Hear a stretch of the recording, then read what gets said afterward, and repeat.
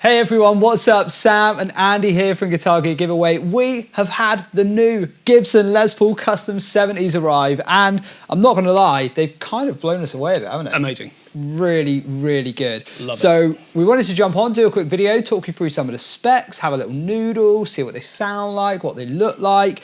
I decided to have a little play on this awesome tobacco burst one, which is right up my street. What you got, Andy? I've got the 70s Custom in wine red, which I think is super classy. Always loved a wine red Custom, and yeah, they're great. Amazing. All right, let's give these a little noodle so you guys can hear what they're all about, and then we can dive into the details.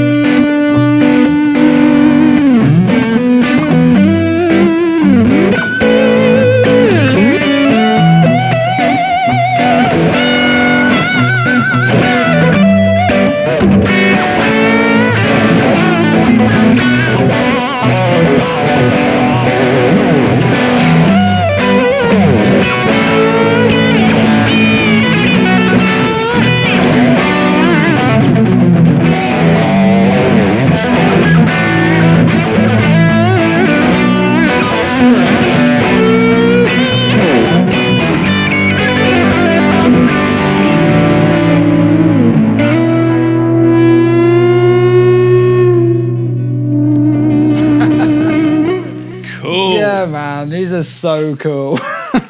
I couldn't feel cooler playing a Les Paul. I would say that about like a black Les Paul Custom. Yeah, you're not usually a burst type person, are you? Not at all, not at all. But I think when it's a plain top and when it's a tobacco burst like this, and it's something about the gold hardware and the little gold bits on the witch hat knobs as well, it's just not too blingy, but just blingy enough. It's giving me like rose gold vibes, I think. I just think there's so much to say about these guitars. I wasn't sure when we saw them last week. I saw the price and I was surprised. I was like, what's going on seems quite cheap for Gibson for what it is. And I was like, we've got to get them in. We've got to get some in to see what they're up to. Gibson are, I'm a massive Gibson fan. Sometimes, they hit and miss sometimes on what they bring out. No offense, Gibson, we love you, but So we thought, what's this going to be about? And they've nailed it. I think we really have. We both agree that this is probably the best thing Gibson have brought out in years. Just like in terms of model, price point, everything. They've nailed it. Don't get me wrong, it's a lot of money. $3.5 grand for a guitar. But when you compare it to the current price of a regular Les Paul Custom, some places have got them up over $5 grand. Most shops have got them at 4.9, and then you're getting these for 3.5. And you were saying you weren't really sure, there's not a massive difference. We've always got a Custom in stock, and I played the two earlier. And I think the custom, the one that's in the custom shop, probably a touch more finishing on the frets. I mean a touch, nothing that wouldn't take half an hour if you're a bit skilled or luthier to do it. And the gold's probably a bit darker, maybe a different... I mean, that's what we're talking about, right? Yeah. That ain't much. And the biggest thing for me that actually sets these apart, not that they're better, they're just a different thing. I was saying to Sam earlier, is these have a maple neck with a volute. Now, I know years ago, Gibson with volutes, it was a 70s thing. Everyone had their opinion. Well, my worst nightmare is snapping the headstock off. And I can tell you, having dropped a maple neck original 70s custom, sorry Dad, when I was younger, on top of a metal floor, and it didn't snap the headstock. This is a good thing. Maple is strong, mahogany's not weak, but not the same. With a volute, you can rock this thing out. It's a gigging guitar, isn't it? You can proper gig this, you ain't worried. And it sounds amazing. It's bright as hell because the maple neck and, you know, and the ebony board. I just think these are fantastic. It is awesome. I really do. They are unreal for the money. The binding is beautiful. The finish is beautiful. The mahogany looks great. We did joke the other day, didn't we? When they were arriving, we were like, oh, I wonder if they'll have a pancake body. But they haven't. But no. I mean, maybe that was a step too far for the authenticity for a 70s Gibson. But this is great, isn't it? This is a one-piece mahogany body. It's fantastic. For me, for this anyway. And they've done a three-piece top, which looks really good on this. So you've got... ebony board, obviously, the kind of block inlays and the Super 400 headstock, just as you'd expect on every single custom. The highlights in terms of differences really come down to things like the pickups, don't they? So it's got like T-top pickups. Which, calibrated Ts. Yeah, which they kind of are supposed to have this brighter 70s sound with a little bit of a tighter bottom end. I mean, I think I could attest to that. This is totally bright. Like, if I chuck this on the bridge...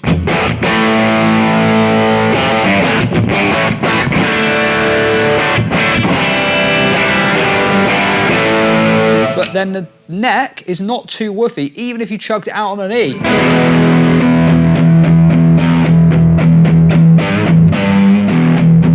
Ain't too cloudy at all. So the bottom end is tight on them, and they're pretty ripping. I think they've got their own tone. It's bright as a Les Paul will ever get because the woods and everything like that. But that sort of, you say, the neck, you cannot get that flutiness usually out of a Les. You can, but sometimes it can be muddy. Right?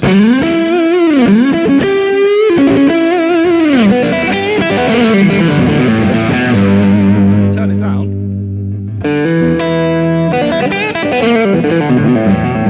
Yeah, that goes so well. And then back to...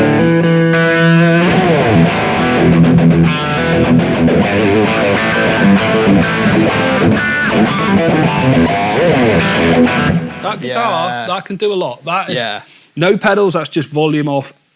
That's a sign of a quality piece. That cleaned up a lot better than I thought then. That had a lot of spank when it cleaned up. I think this is Gibson's special present to everybody. This is really good. I honestly, I want one really. I haven't. My dad's got an original 70s custom, but this feels more fun. It's certainly easier to play. It's really cool, man. I'll tell you what, while you guys are watching this video, drop us a comment below and let us know what your favourite finish is, because we instinctively ordered straight away. I was like, we've got to get the burst because this looks so cool and you rarely see it on a custom. And then we did a vote on our Facebook page and the top vote was wine red. So we got the wine red as well, which is so funny to think of a custom. We didn't get black or white. No. But then I think that is kind of goes hand in hand with this fact that the 70s ones are their own beast. You know, they are their own thing for sure. I think there was probably more, I could be wrong, please don't quote me, YouTube police, there's probably more wine red and sunburst, I think, in the 70s. I'm not 100% sure. There's certainly less ivories and a few black. There's definitely some ebony ones. But I just think they've nailed it. I mean, £3.5 grand's a lot of money. It is. But if you're in that market for that sort of thing, you couldn't go further wrong on a Les Paul type guitar for £3.5 grand than this. I mean, if you can get a standard, this is a different guitar than a standard, but for me, I'd just push for this now. Well, right now, today, a standard is 2.8, the RRP. And obviously, these have come out at their RRP. 3,499. A year down the line, these might be a little bit cheaper. Who knows? It does tend to go up and down like that. You know, a standard's RRP right now is like 2,799, but you can pretty much pick them up from most shops for sort of 2,400. I mean, it's a little stretch above a standard. It's for me, it's a lot better. It's a lot better. It's a different thing. Guitar. It is a different thing. You know, you haven't got. Like, if the standards come with a flam top, which if that's your thing, you've got to have that. The standards sound different because of the different materials, etc. I think, this is my opinion, this can do blues, rock and everything, but if you're in like a pretty rocky band, this will cut. This will shred. And the neck is nice and slim.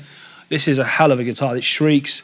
I'm thinking a white snake here. Don't let it put you off though, because it will do everything. I'm thinking sort of this will do everything, like darkness. Yeah. It's got that ripping sound, and I love the volume. I think it's cool as hell. If you bought this, you'd be happy thinking, oh, I've got the Gibson for the rest of my life. Yeah. I've got my Les Paul. That's it. You'd be well chuffed. Like, it's a proper beast of a guitar. Yeah. It really is so cool. So I'm trying to think if there's any other specs that are different to like a regular custom. They're not really. You've got 3-piece maple top instead of maybe a single or, you know, a 2-piece.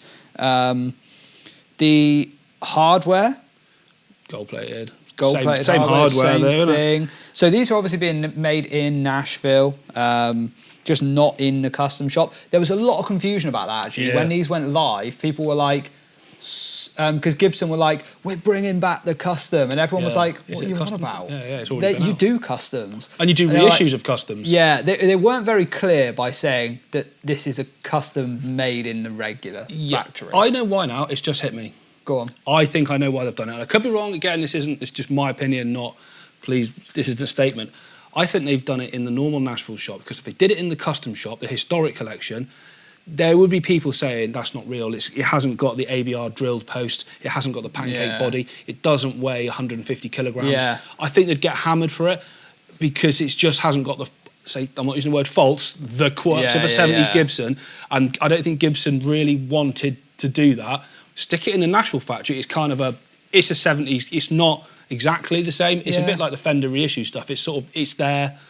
And I think they do a damn good job. It's probably better than most of the 70s customs I've played. It's a nice way as well, in this current day, being 2025, they've done something here to push the vintage market on, because everyone's still stuck on the 59s, the 58s, 59s, right? So, like, we're going to be creeping up to like 100 years past that, and people are still thinking, well, that's all that counts as vintage. So this actually really solidifies 70s stuff as like, this is vintage now. Come on, you've got to like catch up, you know, for like that kind of market. So it's really cool. Also, nobody really is picking up the pre-CBS Strats and the, you know, your pre-Norlin Gibsons, and the normal people are just not doing that. And if you are, you're not really going to be wanting to gig in them all the time. Whereas these lot, again, you might not want to gig gigs. It's an awful lot of money. I definitely would. But this would look great with some battle scars, dare I say it. Please don't kill me online. Oh, it would. This would be great. Yeah, man. This would take it well. Have you got any different tones there, like to show some clean? I've got a couple of bits loaded on my Kemper. I don't know how to use my Kemper. I only have one sound. Let me dial just something. I just use the volume control for clean. Yeah, I'm just doing something entirely different. So, pro reverb, middle position. Gosh, right. Yeah. Right. Wow.